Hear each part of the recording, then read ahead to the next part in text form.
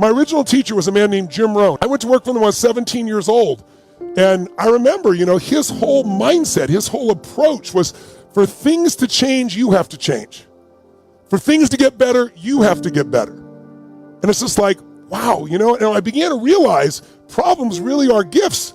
In fact, if you look at a great movie, a great story, any great story, imagine someone, here's their story of their life. You watch a movie, you read a book, here's the story. At the beginning of the story, the main character is like really happy. She or he is really healthy. They have incredibly passionate, loving relationships. They have a great family. They love their career. They're financially free. They're spiritually alive. That's how it starts. And then about a third of the way through the story, the person's really happy. They're really healthy. They have a great family. Their finances are great. Their career is great. They feel spiritually and physically alive. And you get to the last portion of the book, and they're really healthy, and they're really happy, and they have great relationships and great finances, and everything's perfect. Who's going to go to that movie? Nobody, right? Because what makes us alive, what makes us grow, is facing a challenge. My teacher, Jim Rohn, said something to me when I was 17.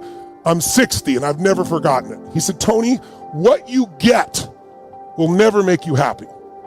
Who you become will make you really happy or really sad. And I found that to be totally true. Now, the thing that happens, though, if we want to be able to really take control of our meaning is we got to pay attention to our emotions. So in your notes, write down emotions. Under emotions, you might want to write the word negative emotions. Negative emotions. Negative emotions. And then as soon as you write it down, cross it out. The word negative, anyway.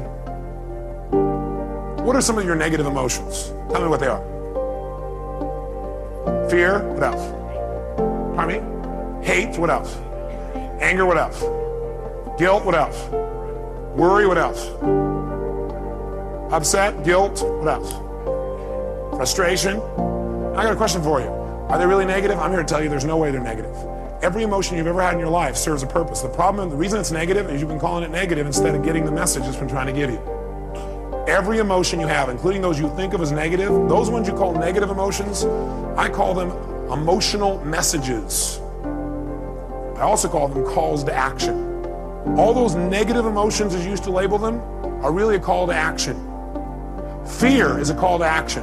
By the way, do you feel that call to action in your body when you're afraid? Yes or no? Does your adrenaline start pumping? Your whole system start gearing up? Emotions are a call to action. And the call to action says one of two things has to happen in that call to action. It's a message. Every emotion is a message. A call to action. And the action of the message it's trying to give you is that you need to change either, number one, your perception of this, or number two, your current actions. Every negative emotion you've ever felt is not negative. Now, you may be overusing them, I'll agree with you. You may be indulging in them, I agree with you. You may not be getting the message from them. What's making it negative is you're not getting the message it's trying to give you.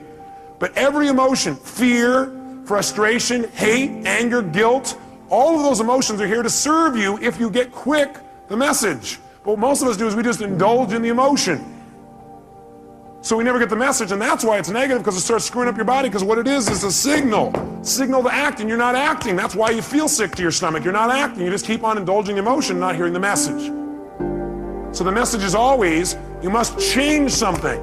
Negative emotions are saying you got to change something. Either change the way you're perceiving this, change the meaning you've linked to this, change your perception, change your focus, or change your actions. Change what you're doing because it isn't working.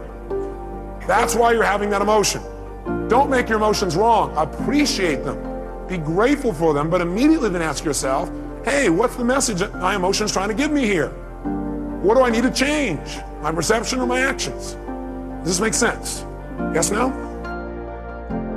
Here's the key to the good life. Learn to put everything you've got into everything you do. Whatever you are doing, pour it on. It will quickly open up into opportunity or quickly disclose to you that you ought to be doing something else. The delusion is, if I had a better job, I'd really pour it on. See, that's delusion. Wherever you are, pour it on. Don't give somebody half a job for a day's pay. Pour it on. See, that'll help change your life. Get rid of this disease. Here's the next attitude disease, indecision. Mental paralysis.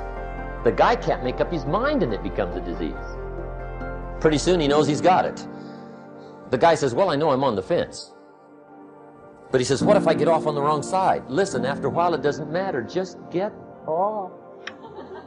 Any side will do. A life full of adventure is a life full of many decisions. The ones that turn out to be wrong give you better experience to make better decisions. So don't see how many decisions you can get out of, see how many you can get into. That's where the adventure is.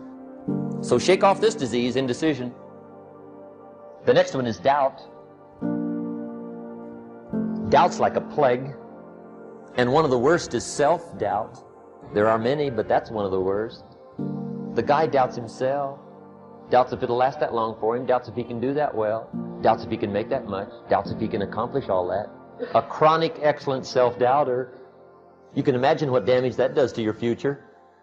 So here's the key. Turn this coin over and become a believer. And there's many things to believe in. One of the majors is yourself. In other words, the purpose of your goal is not to get the goal. The purpose of your goal is who you become to get that.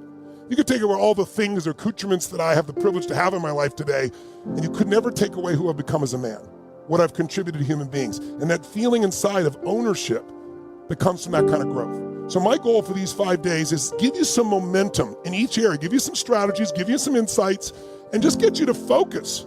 Because where focus goes, energy flows. And most people focus on what they don't want, and so they experience more of that. Turn on the news, and all you're going to hear, news people are good people, but they're a business. And guess what? People keep saying we're in an information society. Who are we kidding? The information society died a long time ago. There's too much information, true? We're drowning in information, and we're starving for wisdom. And when you turn on the news, what do you get? Nobody bad. It's just they know they got to get your attention. We're in an attention society now. They got to grab your attention. They don't inform you or educate you. Their job is to startle you. Your child may die by drinking water. Film at 11, right? They're going to attack the Capitol and destroy everything. Let's put enough troops there, more than we've had in Vietnam, Afghanistan, and Iraq all at once. These overreactions, and everybody gets engaged, and they spend time online, and they click on things because that aggravation, that fear sells.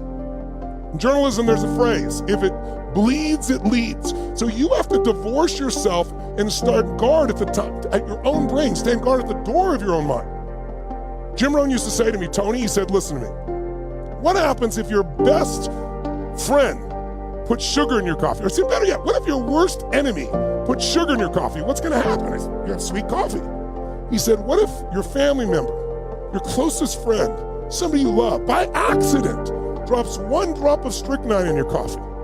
I said, you'd be dead. He goes, that's right. Life is sugar and strychnine, and watch your coffee. And you got to watch what you put in your brain, right? You got to take control of that process.